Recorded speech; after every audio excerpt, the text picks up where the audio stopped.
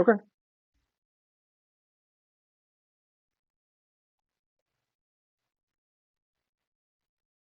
perfect.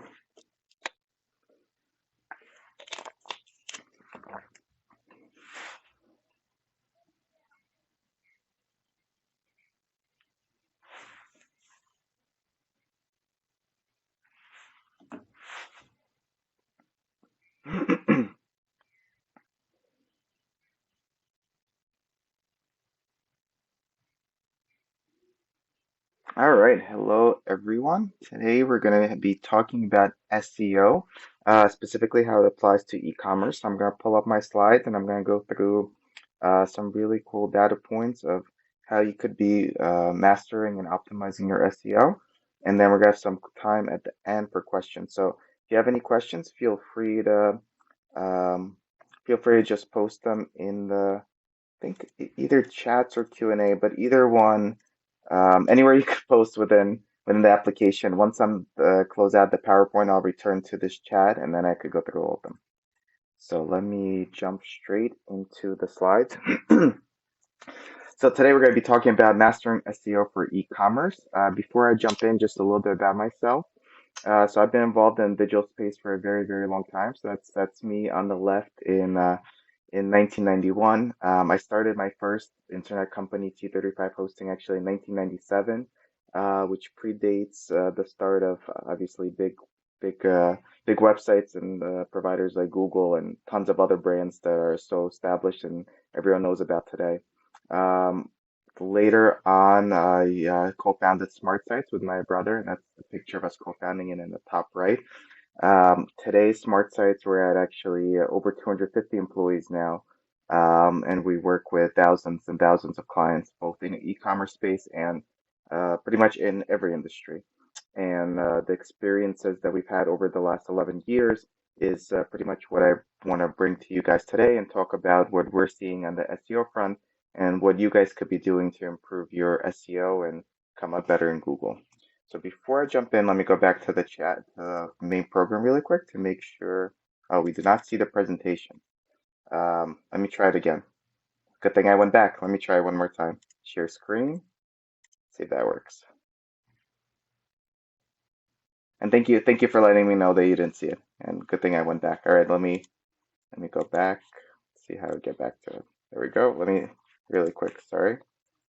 I won't I won't go through the intro again, but that's a picture of me in 1991 with my first computer, i386, for those who were around back then. And that's pretty much the timeline. And SmartSites, the company I run now with my younger brother, we started in 2011, which is now 11 years ago. And we're now at, this is actually, the slide's a little bit outdated. We're at 250 employees, Inc. 5000. We obviously need another year. So we work with thousands and thousands of clients, and the experiences we've had over the years is what I want to distill down for you guys today in the next 20 minutes.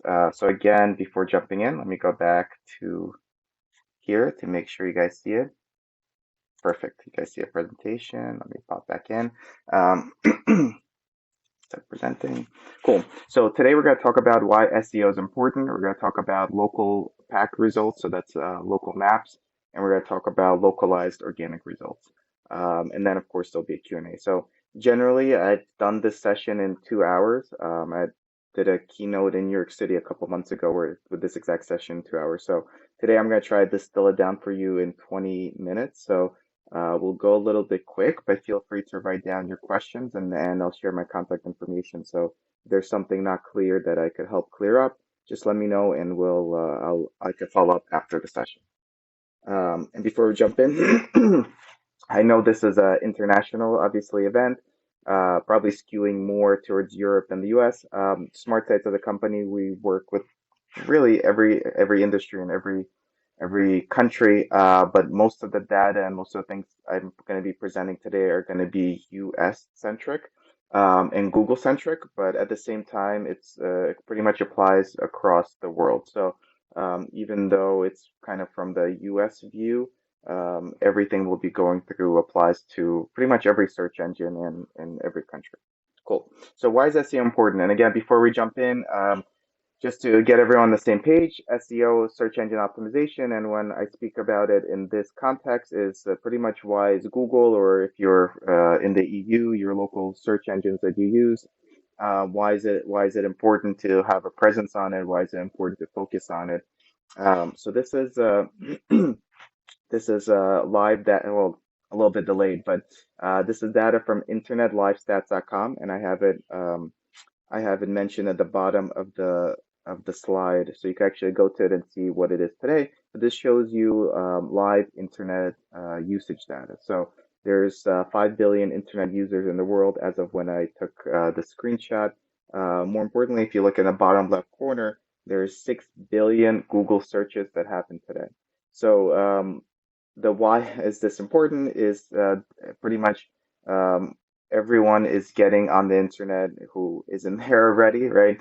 And more people are using a search engine as their primary source to find anything. In the US, we're very Google centric, so there's other search engines that obviously have a market share as well, but Google has the biggest part of the market, especially on mobile. Mobile is probably 90%, on desktops, probably 75%, depending how you measure it. So most of the data we're going to be talking about today is going to be how Google treats it, because that's pretty much going to be the way you want to optimize, at least in the US. Cool. So um, just before we jump off this slide, so 6 billion searches are happening today, and you could check on each day to see how much it's happening for you on a specific day. What's interesting is, and this is a Google slide, right? Google provides this data. There are billions of searches happening every single day, but 15% of these searches Google has never seen before. So if you think about that for a minute, literally billions and billions of searches are happening every single day, yet 15% are completely unique. So people are searching for things in a different way. People are thinking about things in a different way. And that's important because your SEO strategy should always be fluid and adaptive because of this. Because even Google themselves, on any given day, 15% of the searches are things they have never seen anyone search before. Next slide. This is more US and small business centric, but during the pandemic, search behaviors have changed significantly. People are searching more for local businesses, visiting local businesses, supporting local businesses. And this is a data point from, I think, about a year ago, but this is a big survey that was done, two surveys, one by McKinsey, one by eMarketer. The first one, and we're on the, sorry, top right of the slide. There's a lot going on in the slide. Top right, 75% of US consumers have tried different stores, websites, or brands during the pandemic, right? And the next stat is 3 in 4 surveyed CMOs said post-pandemic changes in consumer behavior will impact marketing strategies. So what does this mean for you? So as a e-commerce website or brand starting up or established, it's very important to know this change in behavior, that people are actually searching for new brands, right? Where before, especially before the pandemic, a lot of people were just used to going to a physical store, buying a specific brand, and that's what they do, right? They wouldn't go and search for new brands as often. Because of the pandemic and because people were stuck at home and couldn't go out to their usual stores, they were actually searching for new things in different ways. So discoverability is very, very important, more so than ever before. And for e-commerce brand, or let's say a startup or a new e-commerce brand, it's more important than ever, because that's how consumers are going to find you. And you should know that more and more consumers are looking for you. Consumers are looking for, let's say you do custom socks, right? Before, people would just go to a store and just buy socks. Now they're going online and looking for, searching in different ways, premium socks, I don't know, business socks, right? They're looking for certain themes, and although that the search activity existed before, the level at which it's happening is higher than ever before now because of the pandemic. All right. So we're going to talk about two different things here today. So just to get everyone on the same page. So when you go on Google, and again, this is in the United States, and I did this search when I did Keynote in Midtown Manhattan, so that's why I use this as an example. But when you search, for example, coffee shops near Midtown, in this case, it was a Hilton hotel, coffee shops near Midtown Hilton, this is the results you get, right? And before we jump into um, what ranking factors impact each, I just want to make sure everyone was aware that it is actually two distinct results. So your top results in this case is what's called Google Local Pack, or by consumers mostly known as Google Maps.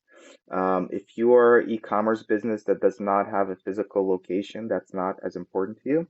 If you're an e-commerce business that does have a physical location, it's super, super important to you because as you could see here, it comes up before the local results. So if you are, in this case, a coffee shop, you'd actually want to focus on both of these areas, probably more so on the Google Maps because it comes up more prominently, right?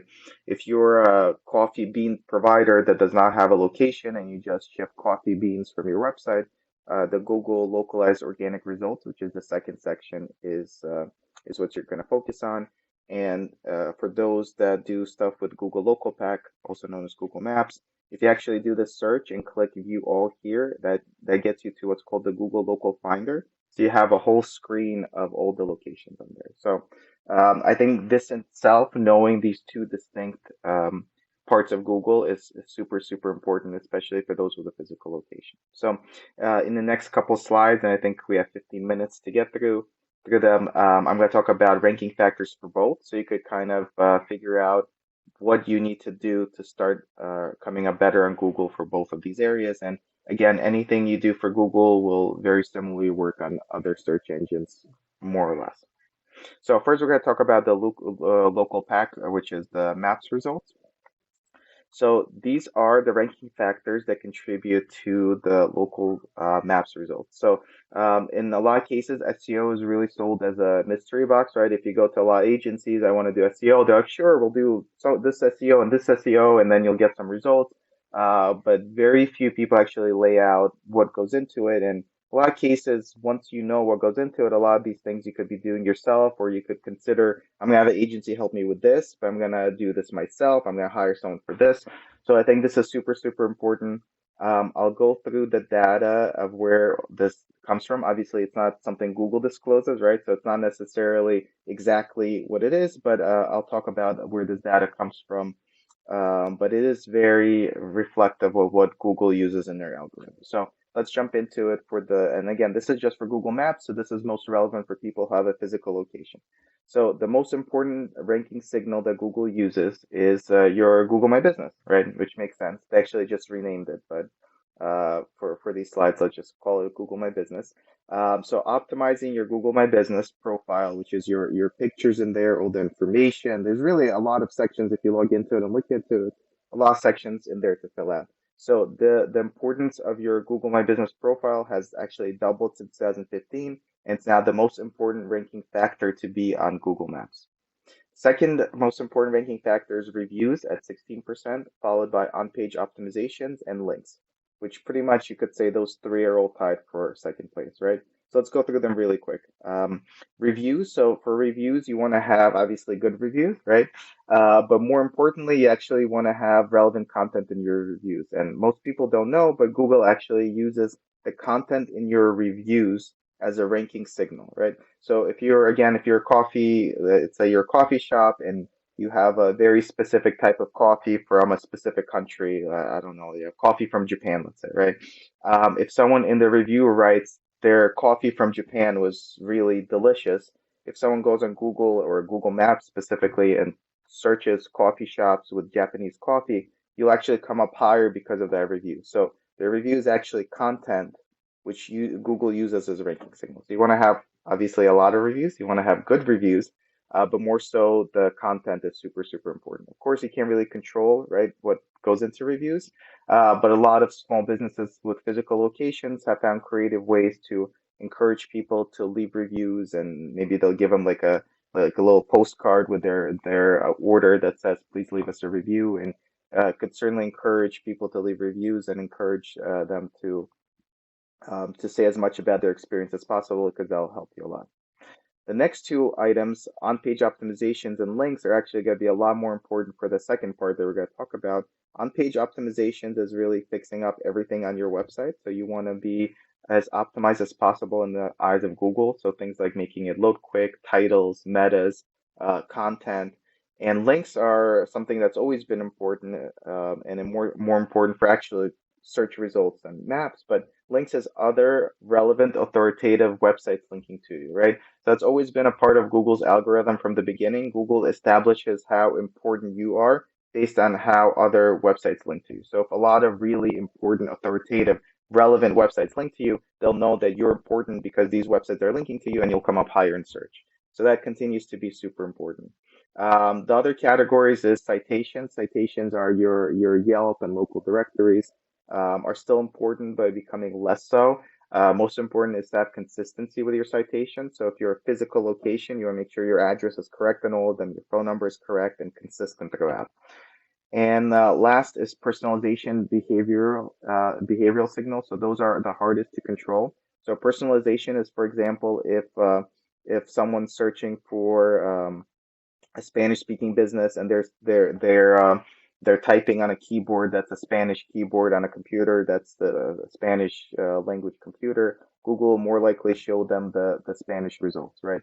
So that's not necessarily something you could optimize for. Behavioral is time on site, also things that are hard to control. Obviously, you want to optimize your website to have people stay there as long as possible, but it's a little bit harder to control, and those two things make up very low percent, so it's not important, not as important.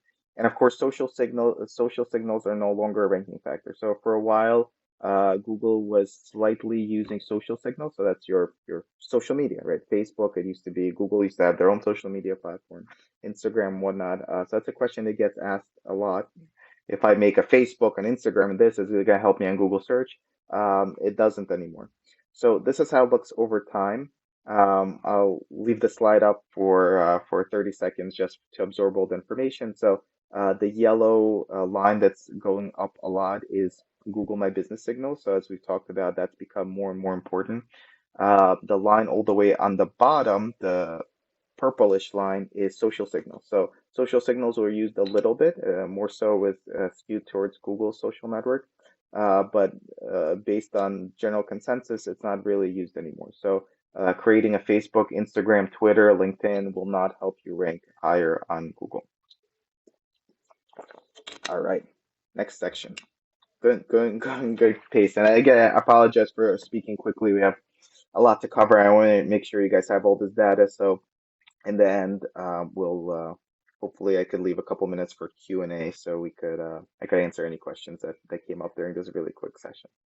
All right, so next is localized organic results. So this is super important if you are a purely e-commerce play and have no physical location. So you're not going to be coming up in Google Maps at the top because you don't have a physical location. So you're going to be focused on the localized organic results. So this is the more traditional Google, right? If you go back 5, 10 years, this didn't really exist, and this was all that Google was.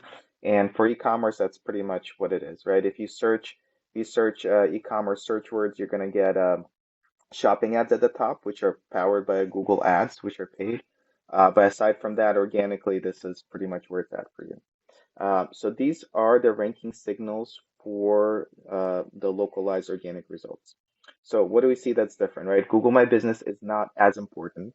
It's still important to have a profile, especially if you have a physical address, but it's only 7% where for maps, it was the majority. So what is important?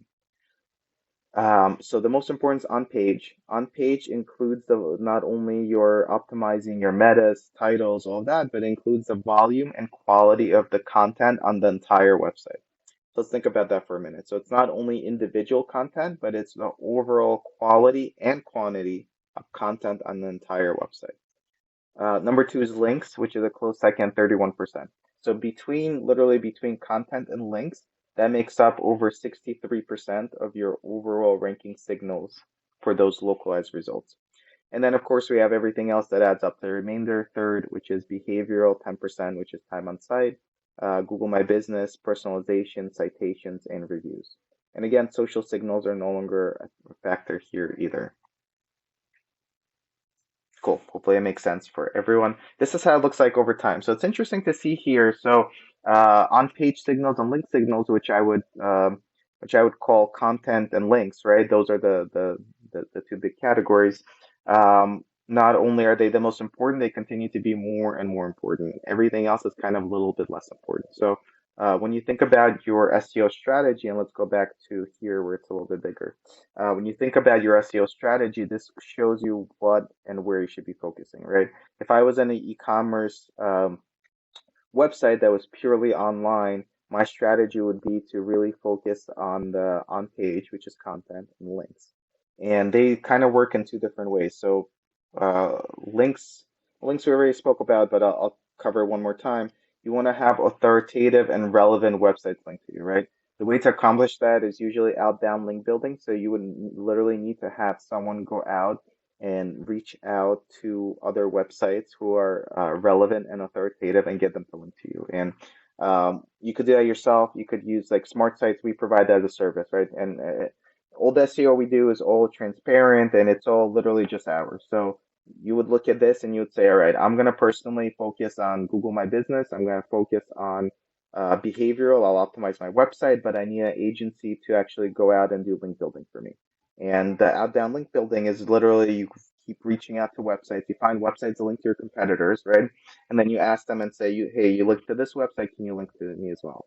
And again, it's very important that they're relevant, right? If you sell cars and you get a website that sells stocks to link to you, that's not going to be as relevant in Google's eyes.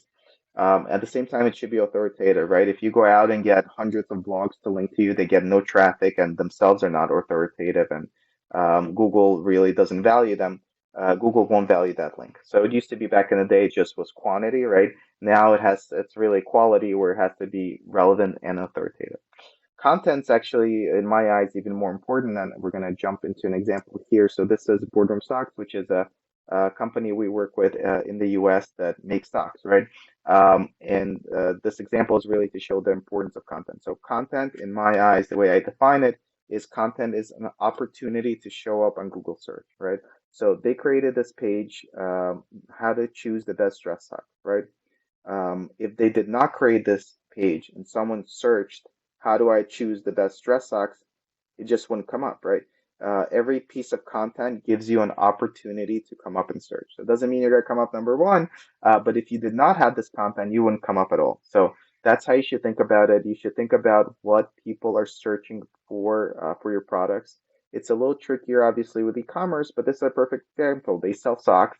They know that a lot of people don't know how to choose the best dress sock, right? There's a lot of different types of socks, materials, styles, if they go up higher, don't go up higher, right? So this piece of content, how to choose the best dress socks, just by creating it, gives you an opportunity to come up in search results.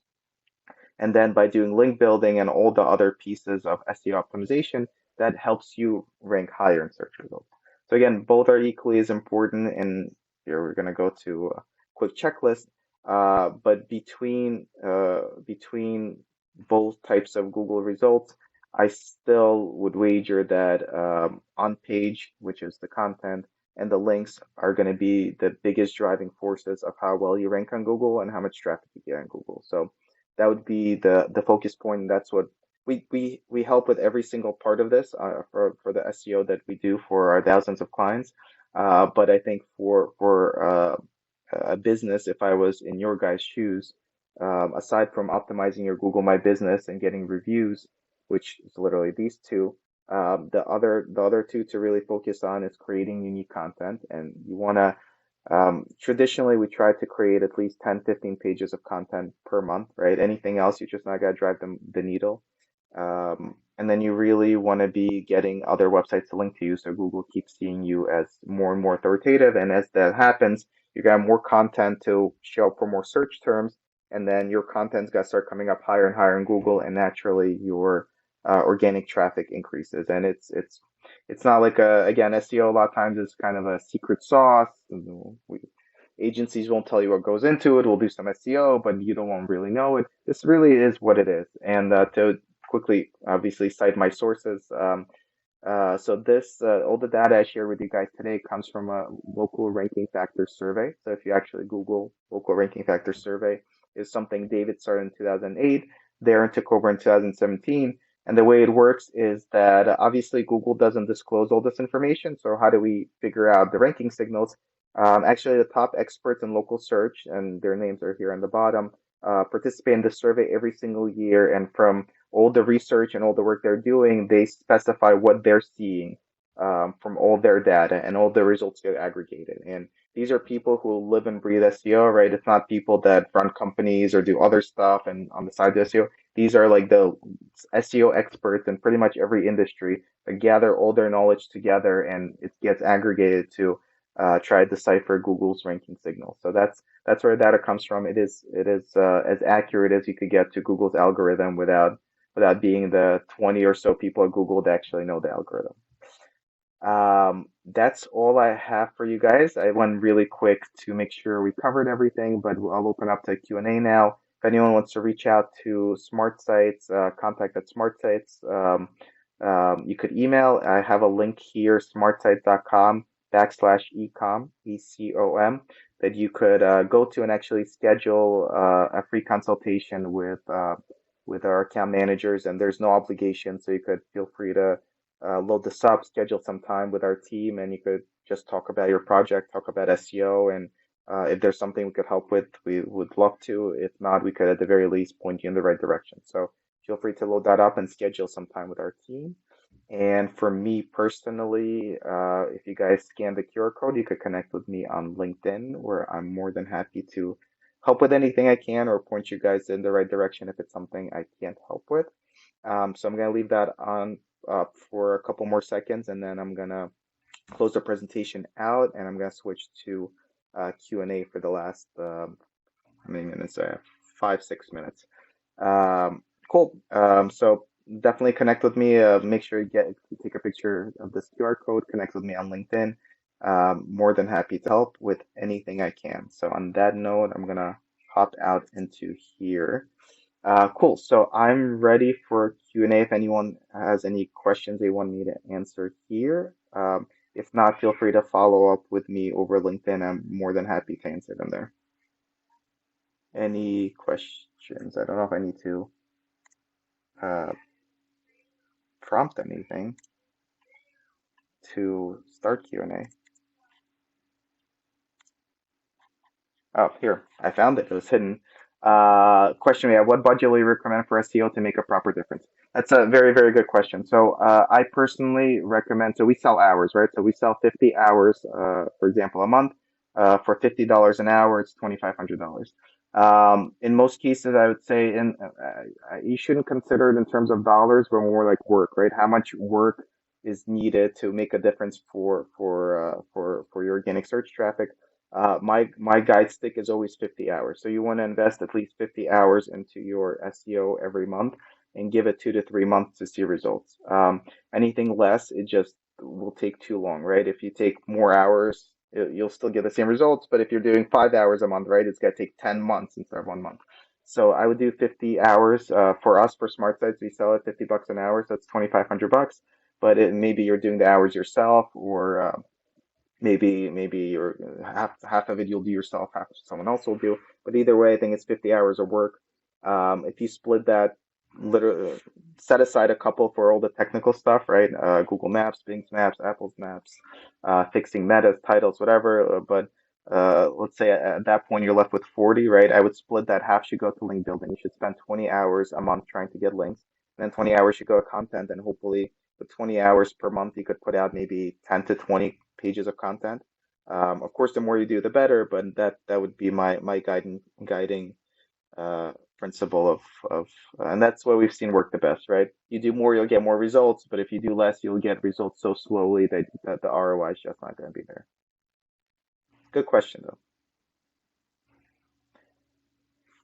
Cool. I think that's all the time we have. So thank you very much, everyone, for joining me.